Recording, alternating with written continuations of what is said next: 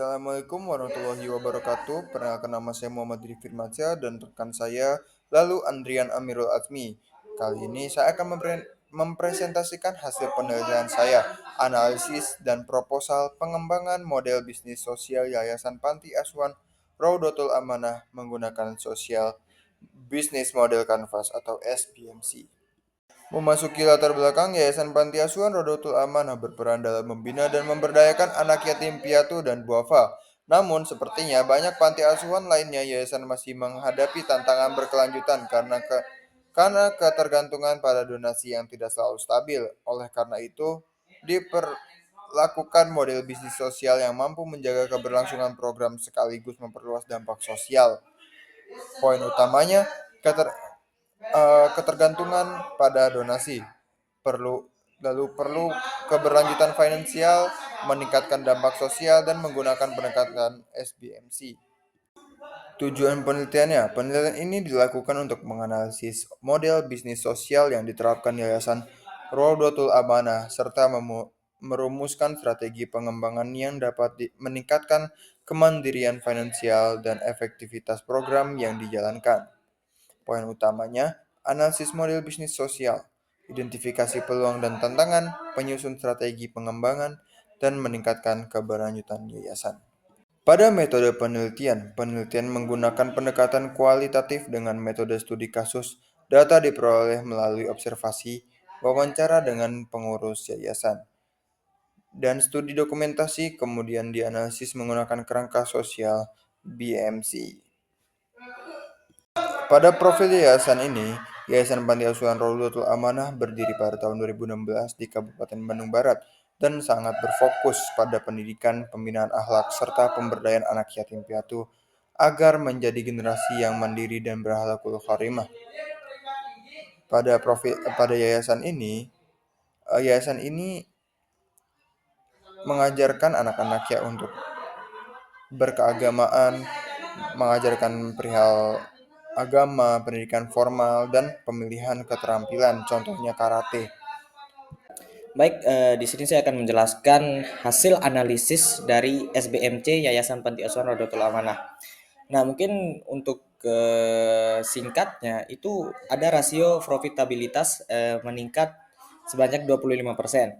Nah, dari hasil pemetaan SBMC itu menunjukkan bahwa yayasan memiliki misi sosial yang kuat, dukungan dari berbagai macam mitra serta aktivitas pembinaan yang terstruktur, dan juga nilai utama yang diberikan adalah lingkungan pengasuhan yang aman, pendidikan yang holistik, dan pembentukan kemandirian anak asuh.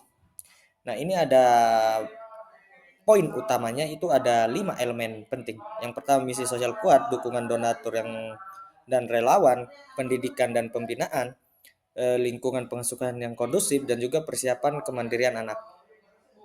Berikutnya itu gimana sih kekuatan Yayasan Panti Rodotul Amanah itu? Nah, yayasan telah berhasil mengintegrasikan misi sosial ke dalam kegiatan sehari-hari sehingga mampu menciptakan lingkungan pembinaan yang mendukung perkembangan karakter dari anak pantinya, terus pendidikan dari anak pantinya, dan juga kesejahteraan anak-anak asuhnya. Nah, untuk mendukung kekuatan tersebut ada beberapa poin utamanya. Yang pertama, fasilitas yang memadai, misi sosial yang jelas, jaringan donatur yang loyal, pembinaan berkelanjutan, dan terakhir dampak sosial nyata. Nah, adapun tantangan yang mungkin akan dihadapi oleh panti asuhan itu ada beberapa. Meskipun panti itu memiliki banyak keunggulan, tapi harus menghadapi kendala yang seperti minimnya itu diversifikasi pendapatan. Yang kedua, pemanfaatan teknologi digitalnya yang belum optimal, serta itu belum adanya sistem pengukuran dampak sosial yang terstruktur. Ada 4 poin utama untuk dari tantangannya itu pada pendapatan yang masih bergantung pada donasi. Yang kedua, belum adanya usaha sosial yang kuat. Yang ketiga, digitalisasi belum optimal dan belum ada KPI sosial. Nah, pada bagian proposal pengembangan yang dimana untuk meningkatkan keberlanjutan organisasi, penelitian mengusulkan 4 strategi utama, yaitu transformasi digital, pengembangan usaha sosial, perluasan kemitraan strategis, serta penerapan sistem pengukuran dampak sosial secara berkala.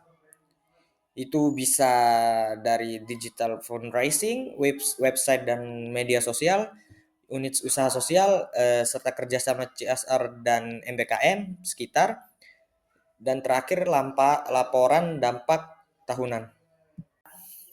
Nah, mungkin dari pemaparan saya dan teman saya sebelumnya, mungkin di sini bisa saya simpulkan itu yang dimana Yayasan Panti Asuhan Nahdlatul Amanah itu menerapkan prinsip kewirausahaan sosial yang cukup baik, namun masih memerlukan penguatan pada aspek pendanaan, digitalisasi, dan pengukuran dampak. Nah, pun implementasi strategi yang diusulkan itu diharapkan mampu meningkatkan kemandirian finansial dan memperluas manfaat sosial yayasan. Nah, mungkin itu saja presentasi kelompok kami terkait Panti Asuhan Yayasan Rodotul Amanah, Yayasan Panti Asuhan Rodotul Amanah. Sekian, kurang lebihnya mohon maaf, dan kesalahan itu datangnya dari kami pribadi dan kebenaran itu hanya datang dari Allah Subhanahu wa taala. Mungkin sekian dari kelompok kami. Wassalamualaikum warahmatullahi wabarakatuh.